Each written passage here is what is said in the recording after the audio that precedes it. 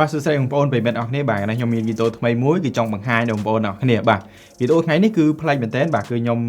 ធ្វើការប្រៀបធៀបរវាង JBL Partybox 1000ហើយនិង JBL Partybox 300ហើយយើងថែមសាប់មួយទៀតគឺជាសាប់ស៊េរីថ្មីរបស់ JBL គឺ JBL Passion 12បាទចង់ដឹងថាតើរវាង JBL Partybox 1000ហើយនិង JBL Partybox 300នៅពេលដែល Partybox 300ថែមសាប់ចឹងទៅតើមួយណាសំឡេងរបស់វាពិរោះជាងហើយសំឡេងបុកបាសខ្លាំងជាងបាទសម្រាប់ JBL Partybox 1000គឺខ្ញុំបង្ហាញពីលក្ខណៈពិសេសរបស់វាបន្តិចបាទ JBL Partybox 1000ឥឡូវនេះតម្លៃរបស់វាគឺ$949ហើយជាប្រភេទ speaker ដែលមានសាប់បាទហើយកម្លាំងរបស់វាគឺ JBL Partybox 1000កម្លាំងវារហូតដល់1100 W បាទហើយ JBL Partybox 300បាទ JBL Partybox 300តម្លៃរបស់វាឥឡូវនេះគឺ$430បាទកម្លាំងរបស់វានៃ JBL Partybox 300នេះគឺ120 W បាទហើយនឹង subwoofer មួយទៀតគឺជាប្រភេទ sub JBL ស៊េរីថ្មីគឺជាប្រភេទ subwoofer JBL Passion 12បាទ subwoofer JBL Passion 12ហ្នឹងគឺកម្លាំងរបស់វាគឺ300 W RMS បាទដែល peak របស់វាគឺឡើងរហូតដល់450 W បាទអញ្ចឹងចង់ដឹងថាតើរវាង speaker ទាំងពីរហ្នឹងមួយណាសំឡេងរបស់វាពេលយើងប្រើទៅព្រោះជាងហើយបុកបាសខ្លាំងជាងបាទព្រោះ JBL Partybox 1000បងប្អូនដឹងហើយថាសំឡេងរបស់វាលឺខ្លាំងមែនតើបាទលឺខ្លាំងហើយបុកបាសខ្លាំងបាទហើយឥឡូវនេះយើងយក JBL Partybox 300ថែមសាប់មួយទៀតបាទសាប់របស់វាគឺជាប្រភេទ subwoofer Passion 12កម្លាំងវា300 W RMS ហើយនឹងអបលរបស់វាទំហំ3 ទឹកបាទចង់ដឹងថាតើ JBL Partybox 300នៅពេលដែលយើងថែមសាប់ចឹងទៅតើសំឡេងរបស់វាលឺខ្លាំងជាង Partybox 1000អត់បាទអញ្ចឹងដើម្បីឲ្យបងប្អូនកាន់តែច្បាស់ខ្ញុំនឹងធ្វើការសាកសំឡេងបាទរវាង JBL Partybox 1000ហើយនិង JBL Partybox 300ថែមសាប់បាទ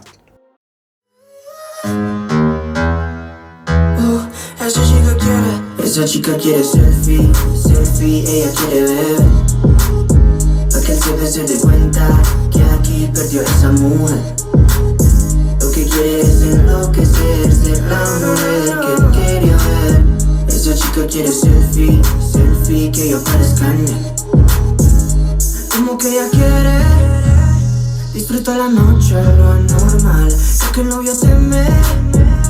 que su relación va a terminar. Se da cuenta que no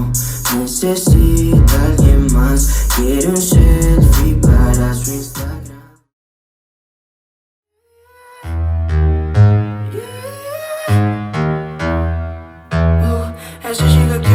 Esa chica quiere selfie, selfie, ella quiere ver. Pa' que el se dé cuenta que aquí perdió esa mujer. Lo que quiere es enloquecer, ser la mujer que él quería ver. Esa chica quiere selfie, selfie, que yo parezca en él. Como que ella quiere disfruta la noche, lo anormal. Sé que el novio teme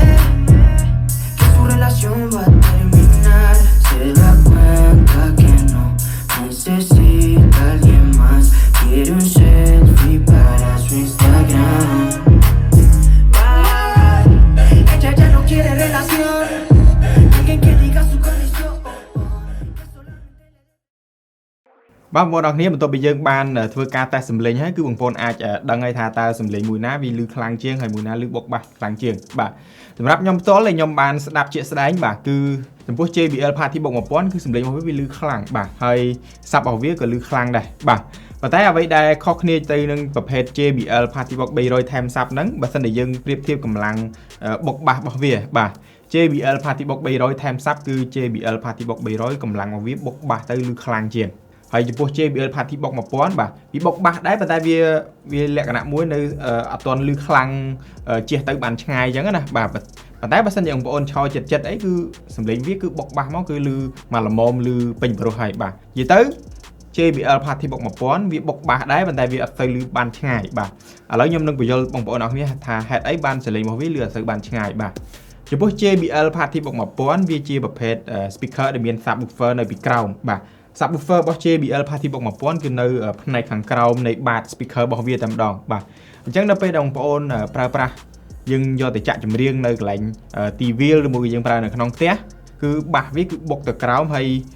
វាចេញជុំវិញនៃខ្លួនរបស់វាចង់មានន័យថាបាសអាសំឡេងបាសរបស់វាហ្នឹងគឺវាចេញ360ដឺក្រេនេះគឺជុំវិញធុងបាសរបស់វាតែម្ដងវាបុកបាសលឿងងំមែនប៉ុន្តែគឺវាអត់ទៅបានឆ្ងាយទេបាទ បើសិនយើងបងប្អូនប្រើ JBL Party Box 1000យើងដើរចង្ងាយប្រហែលជា15ម៉ែត្រអីគឺសលេងរបស់វាសលេងបាសហ្នឹងគឺរៀងស្ទើរឿងកាត់បន្ថយច្រើនមែនតើបាទប៉ុន្តែសម្រាប់ JBL Party Box 300នៅពេលដែលយើងថែម subwoofer Passion 12នេះសំឡេងរបស់វាគឺលឺបុកបាសបានឆ្ងាយមូលហេតុគឺ JBL Passion 12ជា subwoofer នៃ JBL Party Box 300ហ្នឹងគឺអបលើរបស់វានៅពីមុខហើយរុនបញ្ចេញខ្យល់របស់វាក៏នៅពីមុខដែរអញ្ចឹងអាសាប់របស់វាហ្នឹងគឺវាបុកបឹងមកគឺវាទៅបានឆ្ងាយបាទអញ្ចឹងគឺបងប្អូនដើរលើសពី15ម៉ែត្រអីក៏នៅស្ដាប់សាប់សំឡេងសាប់របស់វាគឺបានច្បាស់ដែរបាទអញ្ចឹងគឺលក្ខណៈខុសគ្នានៃ JBL Party Box 1000ហើយនិង Party Box 300ថែមសាប់ហ្នឹងគឺខុសគ្នាត្រង់ហ្នឹងបាទទី1 JBL Party Box 1000បុកបាសឮបានចិត្តទី2 JBL Party Box 300ថែមសាប់ឮបុកបាសខ្លាំងជាងហើយសំឡេងរបស់វាបុកបាសទៅឮបានឆ្ងាយជាងអញ្ចឹងបើសិនជាបងប្អូនត្រូវការ JBL Party Box 1000ឬមួយក៏ត្រូវការប្រភេទ JBL Party Box 300បាទគឺបងប្អូនអាចគិតមើលថាតើគួរជ្រើសរើសយកមួយណាព្រោះអីទី1 JBL Party Box 1000ឬបុកបាសដែរប៉ុន្តែឮអត់សូវបានឆ្ងាយបាទហើយទី2 Party Box 300ថែមសាប់ Passion 12ហ្នឹងគឺឮបុកបាសខ្លាំងជាងហើយឮបុកបាសបានឆ្ងាយជាងបាទអញ្ចឹងគឺលក្ខណៈខុសគ្នាទាំងហ្នឹងប៉ុន្តែអ្វីដែលគុណវិបត្តិរបស់ JBL Party Box 300ថែមសាប់បាទគុណវិបត្តិរបស់វាគឺខុសត្រង់ថា JBL Party Box 300នៅពេលដែលយើងថែមសាប់ Passion 12ទៅបាទគឺសំឡេងសាប់ហើយនឹង high របស់ JBL Party Box 300គឺវាអត់ចូលគ្នាប្រហែលទេបាទចង់និយាយថាវាលក្ខណៈមួយគឺសំឡេងរបស់វាអត់មកស្មើគ្នាចង់និយាយថាយើងស្ដាប់ទៅមានអារម្មណ៍ថា JBL Party Box 300ថែមសាប់ហ្នឹងគឺសំឡេងរបស់វាសាប់បុកបាសទៅរៀងទៅផ្សេងអញ្ចឹងទៅហើយសាប់ high របស់វាហ្នឹងគឺចេញមកទៅផ្សេងអញ្ចឹងទៅបាទអញ្ចឹងគឺលក្ខណៈខុសគ្នាហ្នឹងគឺត្រង់ហ្នឹងប៉ុន្តែសម្រាប់ JBL Party Box 1000ទាំងសាប់ទាំង high របស់វាគឺវាចេញមកគឺស្មើព្រមគ្នាហើយនៅពេលដែលយើងស្ដាប់ទៅគឺទទួលសំឡេងព្រោះជាងបាទទទួលសំឡេងបានទឹកដមសំឡេងហ្នឹងគឺព្រោះជាង JBL Party Box 300ថែមសាប់បាទប៉ុន្តែបើសិនយើងគិតលើសំឡេងខ្លាំងវិញគឺ Party Box 300ថែមសាប់ហ្នឹងគឺលឺខ្លាំងជាងហើយបាទប៉ុន្តែបើសិនជាបងប្អូនគិតពីទឹកដមសំឡេងបាទ Party Box 1000គឺបុកបាសទៅគឺលឺស្មើព្រោះជាងប៉ុន្តែលក្ខណៈប្រើប្រាស់បាទគឺបងប្អូនអាចជ្រើសរើសបានក្នុងស្ថានភាពខុសគ្នាទី1បើសិនជាបងប្អូនប្រើ JBL Party Box 1000នៅក្នុងផ្ទះបាទបងប្អូនប្រើលក្ខណៈនៅក្នុងផ្ទះជាប្រចាំអញ្ចឹងទៅអត់ទៅបានចល័តទៅក្រៅហើយយើងប្រើចិត្តនឹងឬមួយក៏តាមនៅក្នុងទីធ្លាផ្ទះរបស់យើងបាទនិយាយទៅគឺអានេះបងប្អូនអត់សូវចល័តចង់និយាយថាបើសិនជាបងប្អូនអត់សូវចល័តចេញទៅខាងក្រៅទេគឺបងប្អូនអាចជ្រើសរើសបានប្រើ JBL Party Box 1000ទៅគឺល្អប៉ុន្តែបើសិនជាបងប្អូនប្រើលក្ខណៈខាងក្រៅ outdoor បាទគឺបងប្អូនប្រើឧស្សាហ៍មានកម្មវិធីជួបជុំគ្រួសារអីចឹងណាឬមួយក៏យើងកម្មវិធីថ្ងៃសៅរ៍អាទិត្យអីចឹងទៅជួបជុំមិត្តភ័ក្តិអីចឹងទៅ 4-5 នាក់ 10 នាក់អីចឹងទៅបាទគឺបងប្អូនអាចប្រើបាន JBL Party Box 300ថែមសាប់បាទព្រោះអីសំឡេងរបស់វាលឺខ្លាំង subwoofer របស់វាគឺកម្លាំងវា300 W RMS ហើយ peak របស់វាឡើងដល់450 W Dynamic អញ្ចឹងគឺសាប់របស់វាលឺសលេងបុកបាសខ្លាំងហើយលឺទៅបានឆ្ងាយបើសិនជាយើងគិតអំពីលក្ខណៈប្រើប្រាស់ជាប្រយោជន៍វិញបាទទី1 JBL Party Box 300ថែម subwoofer បើសិនជាយើងនិយាយអំពីផលប្រយោជន៍ប្រើប្រាស់បានច្រើនជាងហើយនឹងស្រួលជាងបាទគឺបងប្អូនអាចជ្រើសរើស JBL Party Box 300ថែមសាប់បាទមូលហេតុទី1គឺបើសិនជាបងប្អូនទៅដើរលេងបាទយើងទៅដើរលេងទៅកន្លែងឆ្ងាយដែលអត់មានភ្លើងបាទគឺបងប្អូនអាចប្រើប្រាស់បាន JBL Party Box 300ហ្នឹងទៅវាក៏បានដែរបាទយើងមិនចាំបាច់ថាចាំយកសាប់ទៅទេបាទបងប្អូនប្រើតែហ្នឹងទៅដាក់គូតឡានដាក់អីចឹងទៅយើងប្រើទៅគឺវាស្រួលបាទយើងចល័តអីបានស្រួលបាទនៅពេលដែលយើងត្រឡប់មកវិញបាទយើងកម្មវិធីនៅផ្ទះអីចឹងទៅនៅភូមិអីចឹងទៅបាទគឺបងប្អូនថែមសាប់ទៅបាទហើយបើសិនជាករណីថាបងប្អូនចង់ដូរស្រឡាំងសេរីបាទគឺបងប្អូនយក Party Box 300យកមកលក់ឲ្យថែម Eon 1ឬមួយក៏យក Eon 1 Pro ឬក៏ 208P អីគឺបងប្អូនចំណេញសល់សាប់មួយទៀតបាទអញ្ចឹងគឺសាប់នេះគឺយើងអាចប្រើបានមួយ speaker ដូចជា Eon 208P Eon 1 Pro Eon 1អីចឹងទៅបាទឬមួយក៏បងប្អូនមួយចំនួនដែលគាត់មានឈុតការ៉ាអូខេបាទគឺបងប្អូនអាចដាក់សាប់នឹងប្រើបានបាទអញ្ចឹងគឺវាផលប្រយោជន៍គឺសាប់នឹងគឺប្រើបានច្រើន speaker អញ្ចឹងគឺយើងអាចថ្ងៃក្រោយយើងឡើងសេរីអញ្ចឹងទៅគឺយើងចំណេញសល់សាប់មួយអញ្ចឹងទៅបាទប៉ុន្តែសម្រាប់ JBL Party Box 1000បាទទី1វាប្រើភ្លើងបាទទី2សំឡេងរបស់វាលឺប្រុសហើយវាលឺខ្លាំងហើយប៉ុន្តែទី2វាពិបាកចល័តបាទអញ្ចឹងនៅពេលដែលបងប្អូនពិបាកចល័តគឺបងប្អូនប្រើបានតែនៅកន្លែងដែលមានភ្លើងឬមួយក៏ប្រើបានតែនៅក្នុងផ្ទះអីចឹងទៅបាទនៅពេលដែលយើងចល័តម្ដងពិបាកទី1រូបរាងរបស់វាធំធ្ងន់ហើយ វាអត់មានភ្លើងបាទអញ្ចឹងគឺ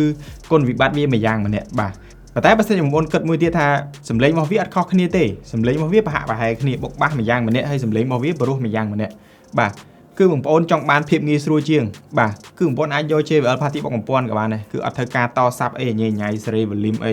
control អីញ៉ៃញ៉ៃប្រើតែប៉ុណ្្នឹងមួយហើយចប់ហ្មងអាហ្នឹងគឺទៅតាមតម្រូវការខុសៗគ្នានិងការចូលចិត្តខុសៗគ្នាបាទអញ្ចឹងវីដេអូមួយនេះបន្ទាប់ពី